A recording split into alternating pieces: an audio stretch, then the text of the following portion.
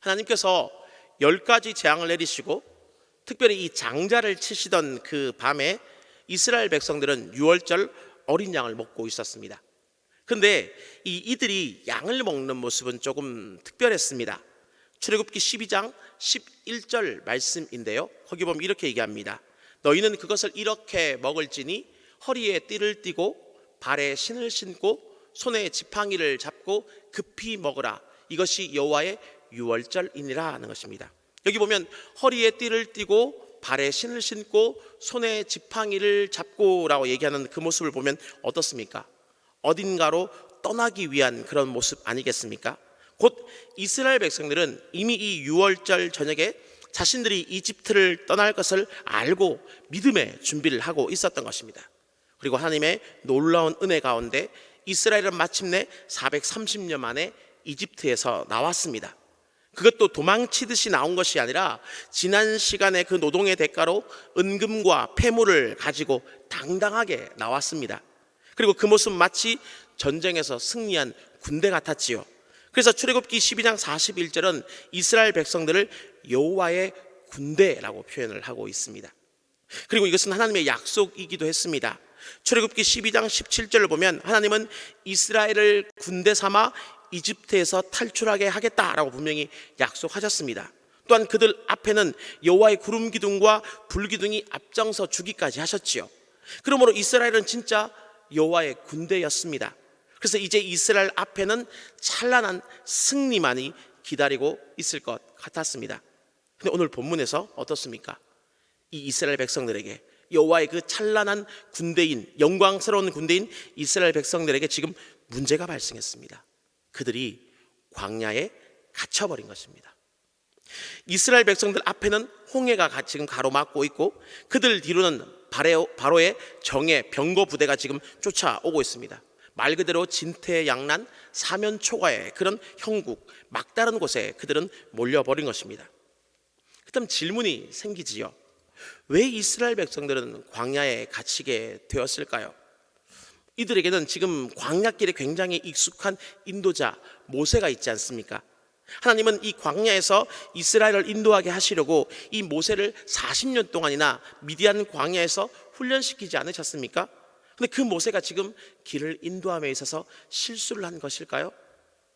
모세도 사람이니까 혹 실수할 수 있다라고 우리 한번 생각을 해보겠습니다. 하지만 모세만 이스라엘 백성들의 길잡이가 아닙니다. 어쩌면 모세보다 더 궁극적인 이스라엘의 길잡이가 계셨습니다. 그분이 누구시냐? 바로 구름 기둥과 불 기둥으로 이 이스라엘 백성들을 인도하신 분입니다. 이집트에서 가나안으로 가는 가장 가까운 이 길이 이 지중해를 따라서 블레셋을 통과하는 그 해안길이었음에도 불구하고 홍해 광야길로 들어가게 하신 분도 바로 이분입니다. 이분이 바로 누구십니까? 하나님이시죠.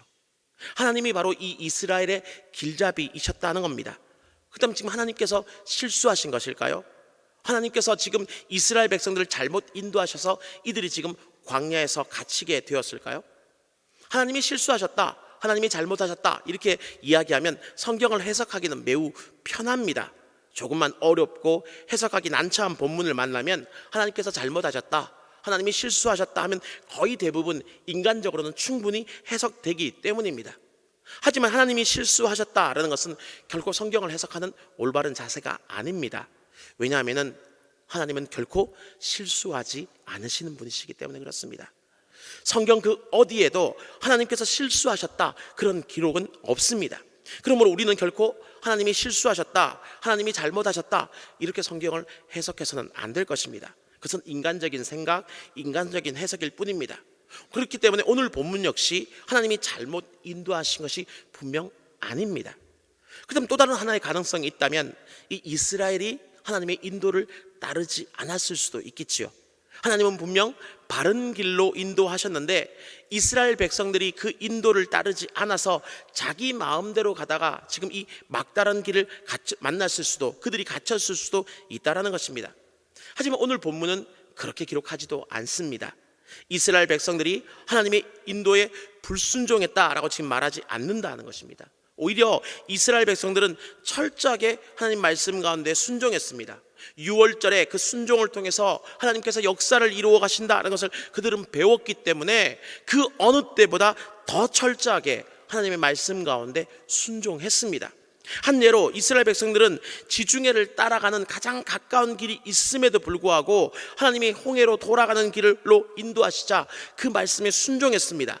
게다가 출애굽기 13장 20절로 보면 이스라엘 백성들이 숫곳을 떠나 광야 끝 에담에 도착했다라고 기록을 하고 있는데, 다시 오늘 본문 14장 2절로 보면 하나님께서 돌이켜 바다와 믹돌 사이에 있는 바하히롯으로 가라라고 이야기하니까 그 말씀에도 순종했다는 겁니다. 이미 광야 끝에 갔는데 돌이켜 되돌아가라라고 말씀하시니 그 말씀에도 지금 이스라엘 백성들은 순종했다는 것이죠. 심지어 이 돌이키다라는 히브리어 슈브는 어딘가로 이동했다가 원점으로 다시 되돌아간다, 이런 의미를 가지고 있는 겁니다. 그래서 영어 성경은 turn back이라고 지금 번역을 합니다. 한마디로 열심히 광야 끝 에담까지 갔는데 다시 돌아오라라고 말씀하시니 지금까지 그 모든 수고를 없었던 것으로 하고 다시 돌아왔습니다. 그렇기 때문에 지금 이 이스라엘 백성들이 불순종해서 광야에 갇혔다, 그렇게 보기도 어렵지요. 오히려 오늘 본문은 그대로를 보면 하나님이 이스라엘을 돌이켜 바다와 믹돌 사이로 가게 하셨기 때문에 광야에 갇힌 겁니다. 그러므로 이스라엘이 광야에 갇힌 것은 다름 아니라 하나님 때문입니다. 분명 하나님의 실수는 아니지만 이들이 갇힌 결정적인 이유는 하나님 때문이다라는 것입니다. 달리 말하면 하나님께서 지금 이스라엘을 광야에 가두셨습니다. 그럼 질문이 다시 생기죠. 도대체 왜요? 왜 하나님께서 이 이스라엘 백성들을 광야에 가두셨을까요?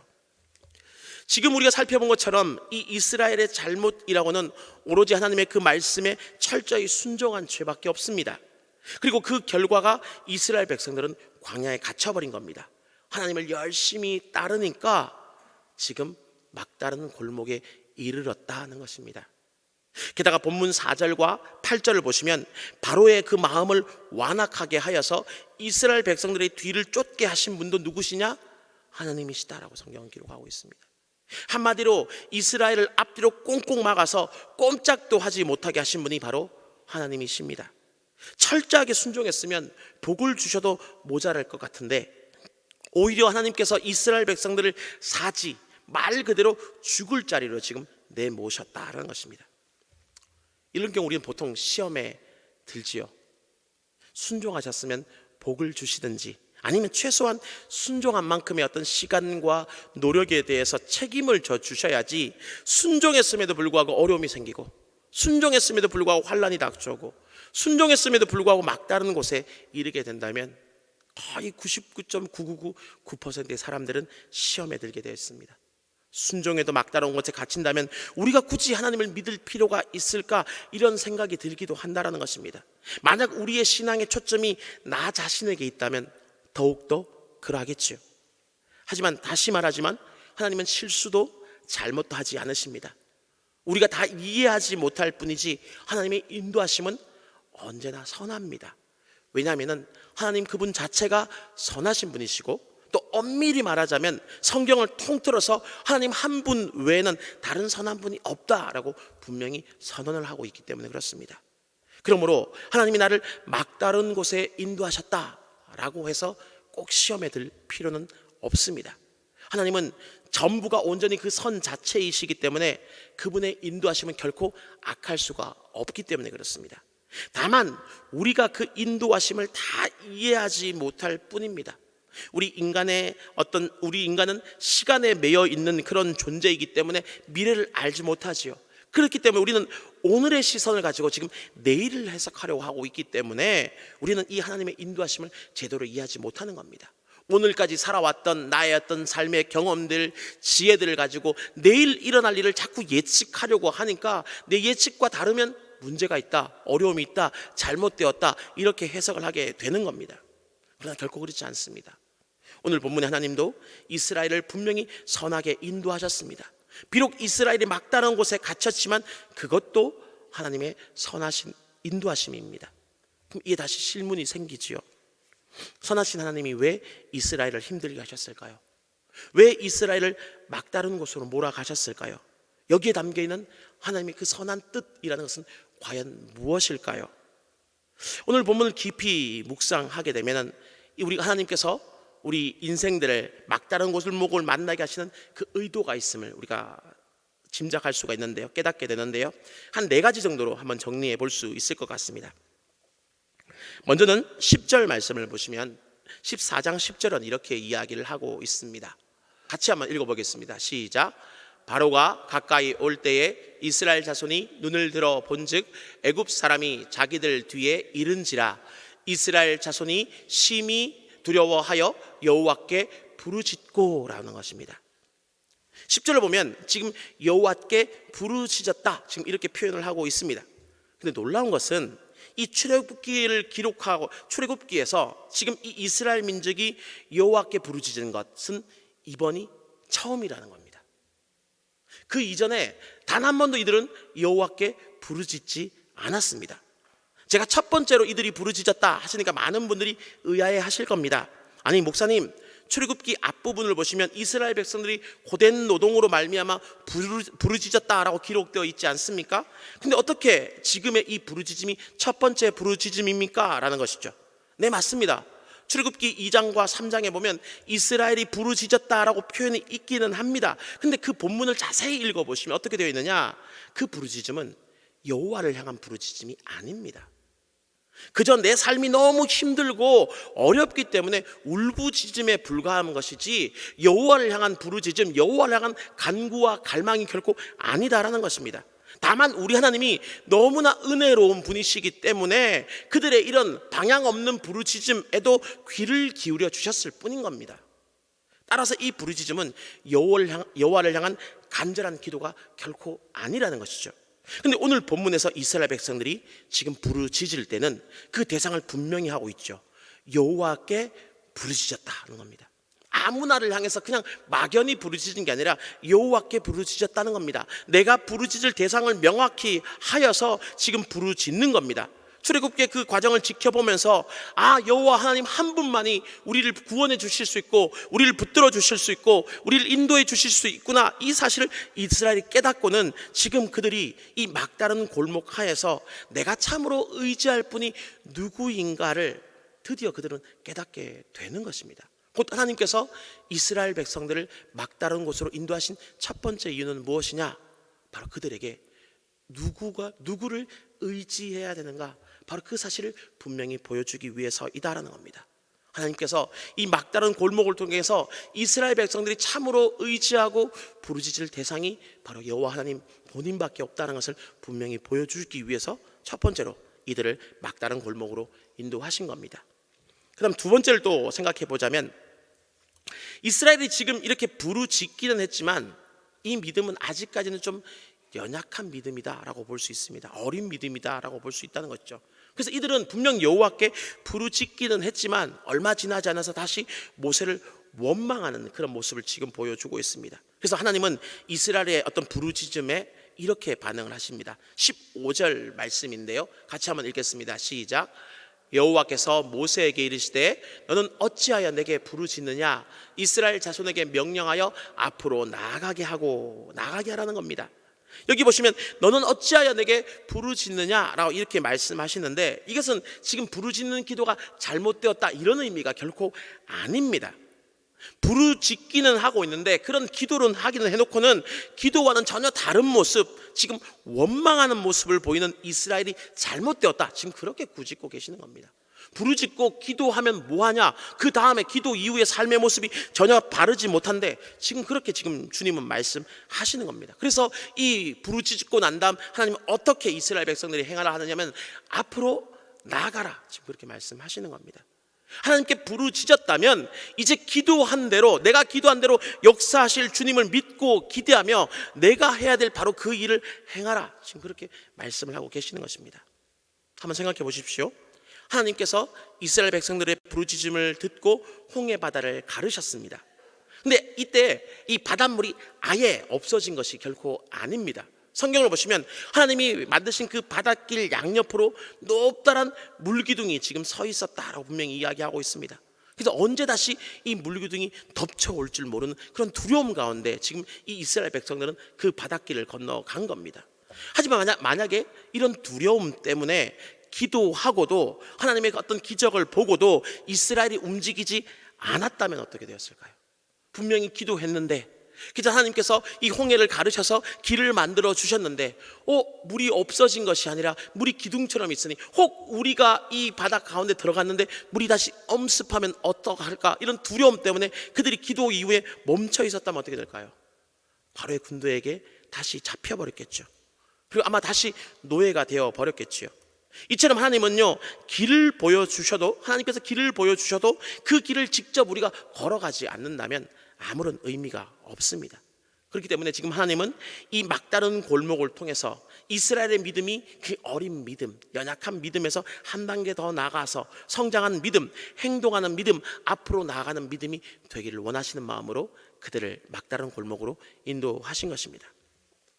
게다가 하나님은요, 그 바다를 통해서 아직도 이스라엘 속에 있는 그 노예 근성을 수장시키길 원하셨습니다. 하나님은요, 이스라엘이 더 이상은 이 노예 근성을 가지고 살아가길 원치 않으셨던 겁니다. 지금 이스라엘 백성들이 모세에게 했던 그 원망의 말을 한번 우리가 살펴보겠습니다. 12절 말씀인데요, 우리 같이 읽어봅시다. 시작.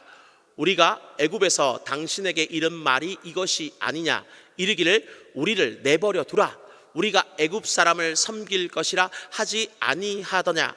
애굽 사람을 섬기는 것이 광야에서 죽는 것보다 낫겠노라. 우리를 가만히 좀 내버려둬라, 우리가 그렇게 얘기하지 않았냐, 지금 이렇게 얘기하는 겁니다. 무슨 뜻입니까?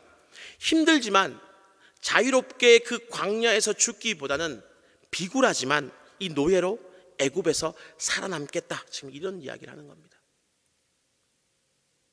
한번 여쭤보겠습니다. 비굴한 노예의 삶이 고난의 자유보다 더 낫습니까? 어떻습니까? 고난의 자유가 더 나으십니까? 아니면 비굴한 노예의 삶이 더 나은 삶입니까? 그렇죠. 고난의 자유가 더 낫지 않습니까? 근데 지금 이스라엘 백성들은 그걸 모르는 겁니다. 노예로 살면서 그것이 더 나았다, 이렇게 얘기하는 겁니다. 그저 몸만 힘들었기 때문에 그냥 그 힘든 시간만 버티면 살만했다, 그렇게 그들이 이야기하는 겁니다. 근데 정말 살만했습니까? 이스라엘 백성들이 왜 부르짖었죠? 그냥 살만해서가 아니라 그들이 정말 지독히 살기 힘들었기 때문입니다. 그저 살기 힘들었다는 것이 아니라 그들의 미래를 끊임없이 빼앗겨갔기 때문입니다. 자식을 빼앗겼고 눈앞에서 자식을 죽여가는 그런 모습을 그들이 봐왔지 않습니까? 근데 그런 삶이 정말 풍요로운 노예 삶이었습니까? 비굴하지만 살만한 그런 삶이었던가요? 결코 아닙니다. 노예의 삶은 생명을 보장해주는 그런 삶이 결코 아니었습니다.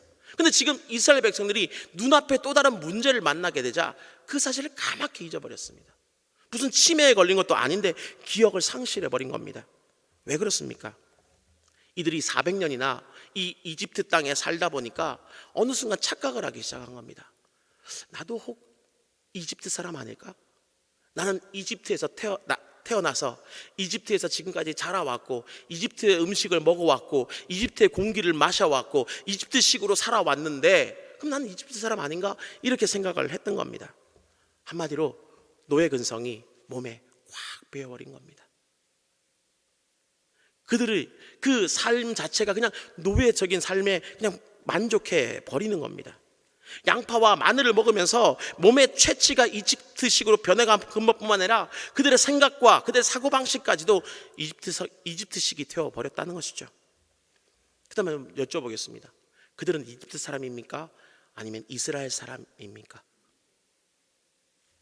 그들이 만약 이집트 사람이라면 그들은 결코 하나님의 백성이 될 수 없습니다. 이거는 단지 혈통의 문제를 지금 말씀드리는 것이 결코 아닙니다. 이스라엘의 어떤 피를 물려받았다, 물려받지 못했다, 이런 문제가 아니라는 겁니다. 만약에 어떤 하나님의 백성이 되기 위해서 혈통이 필요하다면 오늘날 이방인인 우리는 아무도 주님의 백성이 될 수 없겠지요.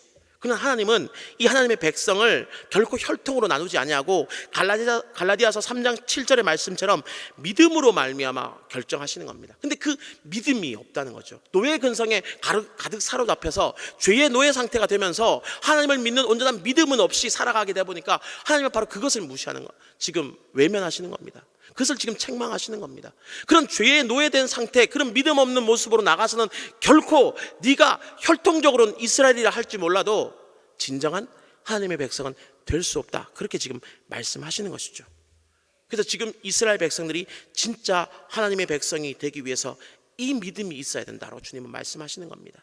노예의 삶을 더 즐거워하는 그 노예의 근성을 죽여버리고 힘들지만 하나님 안에서 자유인의 삶을 더 즐거워할 수 있어야 된다. 그렇게 지금 말씀하고 있는 겁니다. 세상적으로 봤을 때 그 어떤 세상에 따라가는 모습, 세상의 노예처럼 술목하는 모습이 편할지 몰라도 하나님이 원치 않으신다면 과감하게 아니오라고 얘기하시는 그런 삶을 살아야 된다. 주님은 지금 그렇게 말씀하시는 것입니다. 그래서 주님은 지금 이스라엘 백성들 속에 있는 그 노예의 근성을 죽이고 그들을 진정한 아브라함의 자손, 특별히 믿음으로 말미암는 하나님의 백성 만드시기 위해서 지금 이 이스라엘 백성들을 막다른 골목으로 인도하신 겁니다. 하지만 하나님께서 이 바다에 수장시키고자 하신 것은 이스라엘의 노예 근성만은 아니었습니다. 하나님은 이집트의 그 군대 역시도 바다에 묻기를 원하셨습니다. 그래야지만 이스라엘이 온전히 하나님을 믿고 이집트도 하나님이 누구신지를 깨달아 알 수 있기 때문이지요.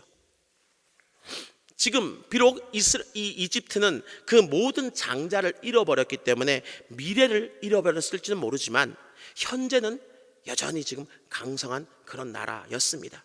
이집트 군대는 당시 그 근동의 최강 군대였고 다시 그래서 언제든지 가나안 땅으로 진군하여 그 가나안 땅에 영향력을 발휘할 수 있는 그런 군대였습니다. 곧 마음만 먹으면 이스라엘을 다시 잡는 것은 그리 어려운 일도 아니었다라는 것입니다. 그래서 여호와의 심판을 보고도 채 얼마가 지나지 않아서 바로와 이 신하들의 마음이 변해버렸지 않습니까? 그리고 이 이스라엘을 잡기 위해서 지금 이집트의 전 병거를 동원하기까지 했습니다. 하지만 하나님은 이 홍해에서 바로 그 강력한 이집트 군대를 묻기를 원하셨습니다. 더 이상은 광야 여정 중에서 이 이스라엘을 괴롭히지 못하도록 이 이스라엘에게 이집트를 철저하게 끊어내기를 원하셨던 겁니다. 좀 전에 그 노예 근성을 없앰으로 말미암아 이스라엘 안에 있는 이집트를 없애버리셨다면 이제 이집트의 그 군대를 수장시킴으로 말미암아서 이 이스라엘 밖에 있는 이집트까지도 온전히 죽여버리기를 원하셨던 겁니다. 그래야지만 이 이스라엘이 이집트를 온전히 끊어내고 진짜 참 하나님의 백성다운 이스라엘, 참 이스라엘이 될 수 있었기 때문이죠. 그래서 실제 하나님께서 이집트의 모든 군대를 홍해에 수장시키신 이후의 일에 대해서 성경은 이렇게 이야기합니다. 14장 31절 말씀인데요, 다시 한번 같이 읽겠습니다. 시작. 이스라엘이 여호와께서 애굽 사람들에게 행하신 그 큰 능력을 보았으므로 백성이 여호와를 경외하며 여호와와 그의 종 모세를 믿었더라. 것입니다. 곧 하나님이 이집트를 끊어내시는 것을 보고 이스라엘의 그 믿음이 한층 더 커졌다라고 지금 성경은 말하고 있는 것입니다. 결국 이렇게 보았을 때 하나님께서 지금 이 이스라엘 백성들을 막다른 곳으로 인도하신 것은 결코 그분의 잘못도 그분의 실수도 아닙니다. 오로지 하나님의 선한 인도하심이었죠. 이스라엘이 하나님 한 분만이 구원자이심을 온전히 깨닫고 주님께만 부르짖도록 하기 위해서, 또 이스라엘이 이 막다른 곳에서도 길을 만드시는 하나님의 능력을 보고 그 믿음이 행동하는 믿음으로 한층 더 성숙해 나가도록 하기 위해서, 또 출애굽했지만 여전히 이스라엘 속에 남아있는 그 이집트적인 생각, 노예 근성을 끊어버리고 또 여전히 이스라엘을 위협할 수 있는 이집트의 그 위험을 이 홍해 바다 가운데 묻어버리기 위해서 하나님은 그 일부로 이스라엘을 막다른 곳으로 인도하신 겁니다. 기생충을 보면 이런 대사가 있죠. 너는 다 계획이 있구나. 그래요. 하나님은 다 계획이 있으셨던 겁니다. 아무 생각 없이 좌충우돌하다가 어느 날 문득 이스라엘을 막다른 곳에 이르게 하신 것이 결코 아닙니다. 하나님은 처음부터 다 계획을 가지시고 이스라엘을 일부러 이 막다른 곳에 이르게 하신 겁니다. 막다른 곳이 아니면 도무지 이 하나님의 뜻을, 그 계획을 다 우리가 깨닫지 못하기 때문에 하나님은 일부러 그곳으로 우리를 인도하신 겁니다. 그리고 그것은 이 본문의 이스라엘뿐만 아니라 오늘을 살아가는 우리 그리스도인들에게도 마찬가지입니다. 하나님은 오늘의 우리도 얼마든지 막다른 곳으로 인도하실 수 있습니다. 우리는 넓고 평탄하고 곧은 길을 가길 원하시지만 주님이 우리를 인도하시는 길이 항상 넓고 곧은 길은 아닐 수 있다는 겁니다. 아니요, 성경의 말씀을 우리가 좀 더 생각해 본다면 어쩌면 우리가 가는 길은 더 좁고 험하고 때로는 막다른 길처럼 보이는 그 어떤 곳일 가능성이 훨씬 더 많을 수 있습니다. 그래서 우리가 어떤 그곳에 이르게 되면 끝장났다, 더 이상 희망은 없다, 이렇게 우리가 좌절할 수 있는 그런 순간이 분명 찾아올 수 있습니다. 하지만 그때 기억하십시오. 결코 그것은 그곳은 끝이 아닙니다. 우리는 끝장난 것이 결코 아니다라는 겁니다. 선하신 하나님을 믿는 성도들은 결코 망하지 않습니다. 왜요? 주님이 우리를 망하는 길로 인도하지 않으시기 때문에 그렇습니다. 오히려 우리의 믿음을 한층 더 성숙하게 만들기 위해서 하나님은 오늘 본문의 이스라엘 백성들 뿐만 아니라 오늘의 우리 역시도 막다른 길로 인도하시는 겁니다. 그러므로 홍해를 건너는 것도 하나님의 놀라운 계획이지만 이 막다른 홍해를 만나는 것도 그분의 계획 중에 일부임을 우리는 이해해야 됩니다. 홍해를 만나지 않고 갈라진 홍해를 건너갈 수 없다는 겁니다. 막다른 골목을 만나지 않고 그 막다른 골목을 뛰어넘게 만드시는 하나님의 능력을 우리는 경험할 수 없다라는 것을 분명히 기억하시는 저와 여러분이 되기를 간절히 소망합니다. 그래서 만약에 사방이 막힌 그런 막다른 곳에 이르셨습니까?